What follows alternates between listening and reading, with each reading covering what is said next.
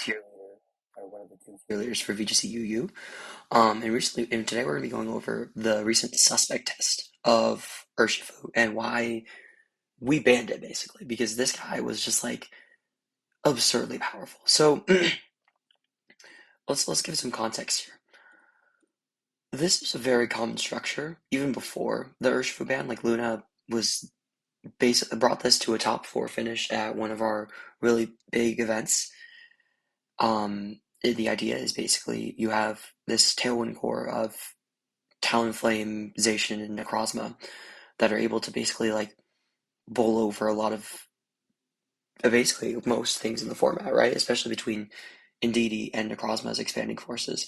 And the thing is here, especially in this matchup, Urshifu really like changes the balance of this matchup. Because before you would have Urshifu, or you didn't have Urshifu in the format.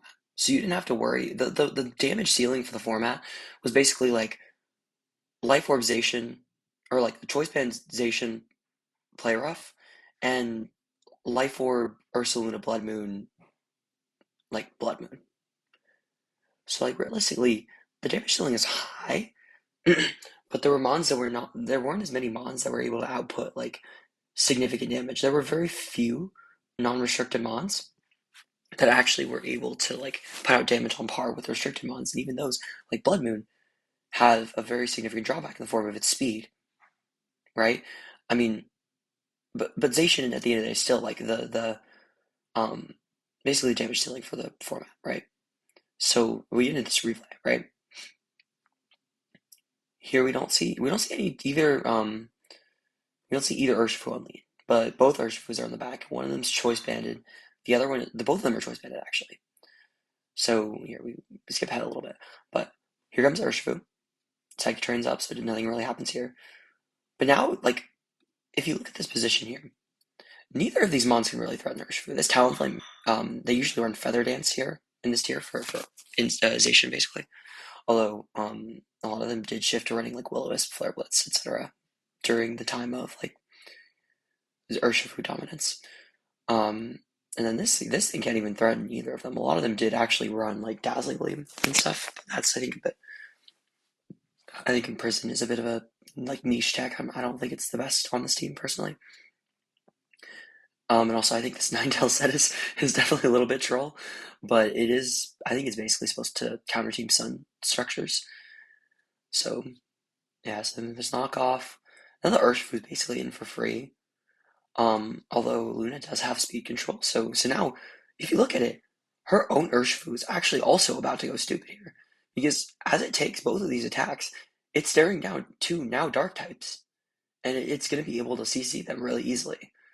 So now here we go. We see, yeah, this Urshifu just one taps the opposing CB Urshifu. So now, and then it does die for that, but still now Luna's in a very commanding position because she still has one of her restricteds in back probably. She has Talonflame able to set speed control, albeit Nocturne Nugget does have her own Talonflame back, but still this like Solgaleo is still -1. This Talonflame is like this Talonflame and especially this Necrozma are in a very, very threatening position right now. It's a big miss. It's a pretty big miss because now Talonflame is sticking around for one more turn. However, we see here. Down goes the and that should just be game. Although the Silk Scarf Blood Moon, which it should be AV on this team, she definitely messed up with that. But is gonna like come in and put in work basically. So now we see Terra Blast barely missing the KO, but then it's just over. Yeah. So Urshifu didn't put up like a super amount of damage this game, but basically Urshifu was able to like prevent anything from clicking protect here, and is able to especially position to like break in the mid game with CB or to like clean in the end game. So now we'll get to this. This is a more recent replay. So this is a pretty like this is kind of a standard sun structure. Seawolf Knights kind of innovated this idea of like Groudon, Rosation, Jumpluff, Walking Wake, Fire type, and Dark type. Originally his were Safety Goggles, Arcanine, and King Gambit, because those two do like pretty well into the mirror. Well, King Gambit does really well into the Necrozma Duskmane match, or Dawnwings and Duskmane matchup, while Magmar is able to like actually, or Arcanine with Howl and Safety Goggles is actually able to help a lot in the mirror, because the jump off mirror is actually really, really annoying, because it really comes down a lot to like both speed ties and like jump off set for another thing, and then like how um basically, yeah, the speed tie, and then how many sleep powders you actually hit. But like this is a pretty standard six, I would say. This is like I think it's winners finals of the VGC Open number 2. So immediately here we see this choice card version, right? This thing, I think, really just got outlied here, because I mean he doesn't really have a lot of options that can actually handle straight up just Groudon plus Walking Wake. So as you see here, this Urshifu, like he could try and like coaching or like Wicked Blow, but now, yeah, this Urshifu is just gonna die. The Urshifu is just gone. I Draco'd to cover a possible like bonnet switch, because I thought he would actually bonnet switch bonnet into this slot, because it was actually game 3, and I did the exact. I just Hydro Steamed it and won basically immediately, and got very close to winning game 2. But then he hacks me. But but yeah. So now here it's kind of just like both of these slots are really threatening. As you see, like even this like Wake is doing like an obscene amount of damage, even at -1. And now is in, and now if you look at his team, he doesn't really have any like Spore switches. So, and without like having Urshifu in the back, he doesn't really have any ways to force damage. That's the thing about his team. His team is like very passive. Even like Heatran on these teams would normally be like Assault Vest Terra Grass, because Assault Vest Terra Grass, if you look at it into like its structure like this, the one I'm using, um, it actually does very well, because it's able to wall the Groudon. It's able to wall the Jumpluff. It's able to wall, well, not, quote unquote, wall the Walking Wake. Urshifu was a bit of a problem for it, but other than that, it's like it's able to really just like efficiently take on a lot of the like defensive counterplay meta. So now as you see, like Sleep Powder, Sleep Powder, Sleep Powder, and it's really just who can wake up first. And luckily I did. So now I wake up, I missed the Stone Edge, but it doesn't really matter, because now I'm up with 2 Tailwind turns in, and I still have Wake on the board, so it's really not that big a deal. I can just do this, kill it, and then this guy will always outspeed and KO this Kieran Black. Okay, but I do want to highlight one big thing. So we see this Kieran Black set. Oh, you're actually, yeah, okay. But Kieran Black on this team, actually, yeah, that's actually a better idea. Kieran Black on these kind of teams are set up. So they run loaded dice, Fusion Bolt, Ice Spear, Dragonets, because basically Dragonets, Kieran Black does a very good job at basically sweeping through some more passive structures. The thing about Urshifu is that Urshifu actually just bodies all of the setup sweepers we have in the tier, especially all the restricted ones. SD Groudon's a little bit different, but that's not or Inzation as well. Like those two can run SD, but I would definitely say like at least after the tier shifts we had in July, where we lost Volcarona and we gained Ho-Oh. AV Groudon is definitely the most prominent set, and like SD Zation is not at all common. Like if you're gonna see Zation, for the most part, it'll be like all out attacker, or it will be CV. And so like by and large, realistically, the only like setup tweeters you're gonna see are like the Kirums, and other like CM sweepers. So there are a couple CM sweepers, because there's like Lugia and there is Giratina altered. So here, well, I'll actually show the Lugia replays now. So this was shift 1 of Reg UU. Robbie's team here is he's using screens plus Lugia here, which is actually really effective into a lot of things, because it's basically just able to outbulk. It was not a very common archetype, but when it was used, it was fairly successful. Yeah, but now we see, I'm just gonna skip ahead a little bit, because here Lugia comes in against 2 special attackers, and Moon has already used its booster energy. So now Lugia is prime position to just get, especially now the Sinister is healed it back into range. So now what you can do is you can just Calm Mind, Aerobot. You can just Calm Mind, Calm Mind, Calm Mind. I don't necessarily think, I think it was a fine, actually, that was a fine Terra there. But you can just Calm Mind, especially after you catch the Protect there. It's kind of just over from here. Realistically, Robbie can just like CM, CM, CM, CM, and then just sweep through. But yeah, so like Lugia is able to kind of wall a lot of like structures like this, and a lot of like more passive structures that don't have a lot of breaking power. However, Lugia also does face some competition in this role from Giratina Alter. Because Giratina Alter is like actually significantly more bulky without multi-scale. It's actually a little bit stronger. And so and also with pressure, weirdly, you're actually able to stall a lot. Oh, in the combination of like Will-O-Wisp, because like what you can do is basically you can Will-O-Wisp Groudon, and then you're taking so little from Precipice Blades that you can actually PP stall Precipice Blades, and like always 1v1 it basically. Like I've had games before where my Groudon's Precipice Blade literally just got PP stalled by the CM Giratina. Okay, and then here this is an example of a replay after shift. So now you see the Ho-Oh here. Because that recently dropped into the tier. And then, alright, so here we go. Luna leads Clefairy and Urshifu. Now, if you look at this team, and you look at Urshifu, I mean, there's not really anything that like actually switches into it other than keys. And to an extent, the Landorus, but not really. So yeah, here, now, follow me. And then this CB Wicked Blow is like abundantly like free. Because now, like, Luna can literally just like spam CB Wicked Blow until like the end of time. And Robbie does actually not really have any counterplay to it. Like, especially with Clef on the board, because the Clef is able to like redirect any keys attacks and make sure that it's not really. And this Lugia is definitely way too passive here to actually even break through the Clefairy. Like this combination of Clefairy Urshifu is really effective into these passive teams, especially big like setup focused teams. Like look at that. Like even through like it's able to crit through the Reflect and do like 29 to this Lugia, even through multi-scale. Like this is some crazy damage output from a non-restricted Pokemon especially. So now that goes down. Terra comes out to not fold immediately to Clef or to Keys. Alright, so now basically from here it's like really free for Luna. All she has to do is just click the funny Wicked Blow button, and that's what she does, and then the game is over because Keys plus Matcha is not going to be able to like stand up to this.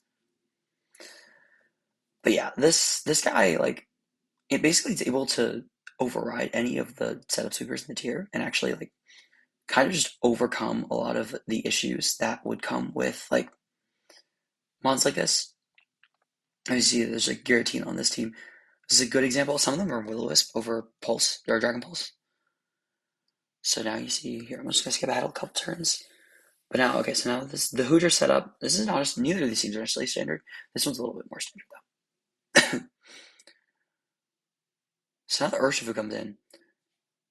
Normally, Walking Wake would just be able to outspeed and just obliterate this Urshifu, right?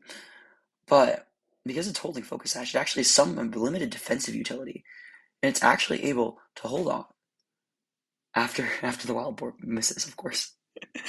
And it's able to just from here, it's able to just continuously pressure, like because after um after both of these two go down, like if it's Giratina or Zekrom back, like yeah, this Giratina is not going to be able to hold up to this Urshifu at all, and then misses again. Oh my gosh.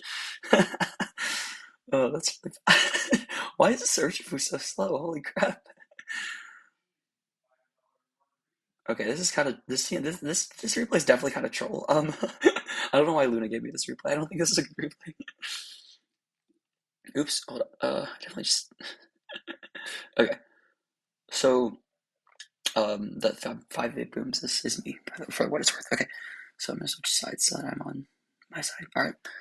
So this team was a team I created basically just for the suspect tours because I knew that a lot of people would be bringing Sun, and I wanted to basically like unveil the broken Sun counter team because if you look at it, like Iron Bundle plus Rayquaza plus Eternatus plus Urshifu is like literally like unbeatable for a lot of Sun teams because they're just most Sun teams don't have a lot of outs into like fast icy wind plus no weather. because bundle like basically it gets rid of it kills jump off, it kills walking wake. It's able to do like upwards of like 75, I think, to AV Groudon pre or post Terra because most of them use Terra Fire. So into this matchup, if you look at it, like Urshifu's giga free into this matchup. Like Urshifu does not like into more defensive like stally teams like this. Like even the Resto Chesto Doza is really not doing a whole lot because all I have to do is just click buttons into this team and it is basically over. Yeah, I chipped Ho a little bit and then it basically just dies like almost. It's an unfortunate miss, and I don't think it would have really mattered, especially after the Terra Ghost. Yeah, so then it died. Then Thwacky dies. But like 76 to Ho was kind of insane, especially on this team where it's definitely going to be a more defensive spread. And then there's this Eternatus, which a lot of them did. Some people did experiment with Cosmic Power Eternatus, especially like Terra Fairy. And it's kind of always it's been a, like viable-ish. Like it's not. It's kind of cheese, realistically. Like it's not very good. But with Terra Fairy, it's like able to actually kind of wall out Urshifu. But even then, like my own Eternatus does a really good job of both like stalling their Eternatus and like actually pressuring it after Terra. Like the defensive offensive synergy between Eternatus and like Urshifu is like really good because Eternatus is able to hit like Terra Fairies, it's able to hit Zacian, even if it's outspeed by Zacian, it doesn't really matter. Yeah, so then Ice Wind Miss, the Icy Wind is able to basically put Eternatus almost in a KO range, but it's not quite there. Beyond's the bundle, but this is pretty much over at this point because now, depending on the rules, Wicked Blow should KO this Eternatus. It gets like very close. And then I get Rayquaza in for free, and now this Rayquaza plus like are like really free. And then Bonnet comes in as well. We also got this tier check. Basically, we got Urshifu, Brute Bonnet, Hello, and Ditto. In our last tier check, and we lost who did we lose? We lost Volcarona is the big one, and Weezing Galar. But so in this tier with like there's not a lot that actually can defensively stand up to Urshifu, other than like Zacian, which is a very exploitable mon defensively because it only Civilization especially is like a very I spoiled this one I guess, but like Zacian in general is a very exploitable mon because it can only come in like once without actually wasting its boost. And it's also like without Zacian is a very like it wants for a lot of things. It wants bulk, but it also wants speed because if it doesn't have speed, then it loses the mirror. And if it doesn't have bulk, or if it doesn't have speed, it loses the mirror and it loses to Eternatus. And if it doesn't have bulk, it also loses the mirror and it loses to basically everything else, defensively at least. But it also really wants attack because the more you boost your attack, like those attack boosts are additive, especially if you're using like Choice Band and Intrepid Sword. Like those two boosts stack. So like if you are max attack adamant, you're gonna be doing some insane damage because of how those boosts stack. So yeah, in this game, this game was like pretty much over. Like I mean, realistically, it's just click the buttons, Spore, pressure, and then Rayquaza plus like yeah. Look at the CBCC. Like that shit just does so much. And this is just like super over. Like yeah, but like a team like this just does not have anything. Even with like Dragon Kiss keys, like that's like really abusable by this team because you can just obliterate it with Eternatus or with Rayquaza. Alright, so guys, now going back to this game. We see the Urshifu in lead. It's black glasses, actually. So now the tailwind's gone up. Andre is locked into a really unfortunate position because his Eater is specs locked. And his Morgrem is dual screened. While it does have a way to hit Urshifu, it's just gonna die. Straight up. Yeah, like it just dies to Zacian straight up. So now Urshifu is able to just basically create like so many pins into him late game.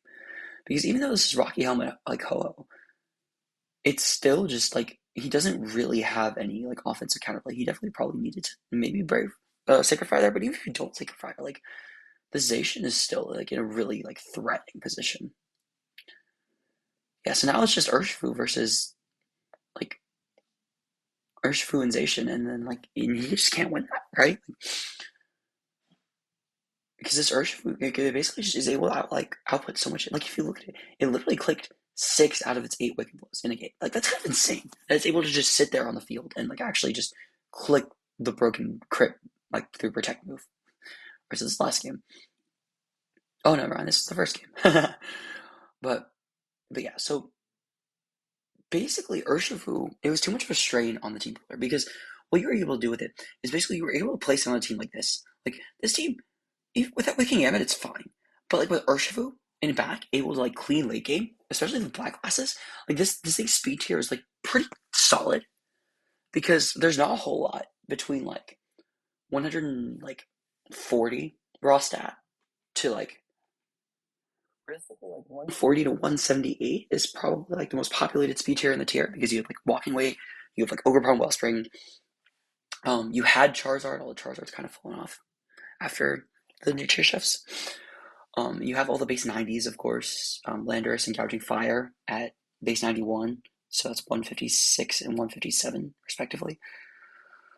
But yeah, like Urshifu's speed tier is like really good into a lot of the format because a lot of Walking Wake really like to go modest. I ran Timid on this team because Timid is very good in the mirror. Timid speed booster specifically.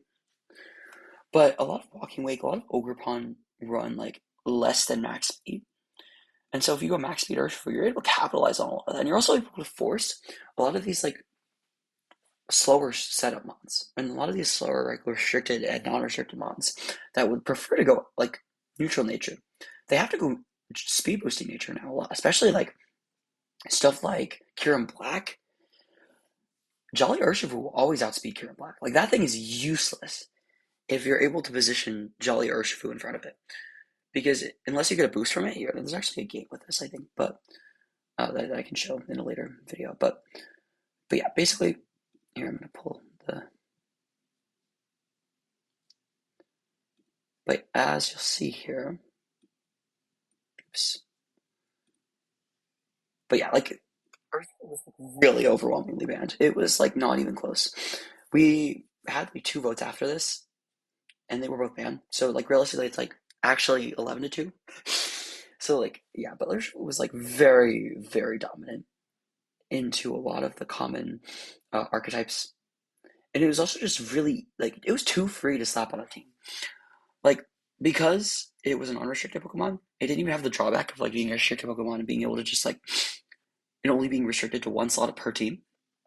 You could basically just use it as like a free like late game cleaner, mid game breaker, early game breaker.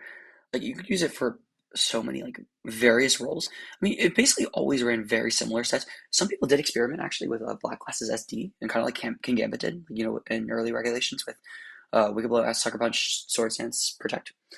And Sword Stance Urshifu, like with Black Classes especially, has to do very, very few switches. There's not really a lot that can actually like stand up to it defensively or offensively for that matter. So it's kind of just like very free into a lot of views, especially with the Clefairy support. But yeah, Urshifu, at the end of the day, we banned that guy. That guy was definitely way too much for the tier. It's way too strong. And it's like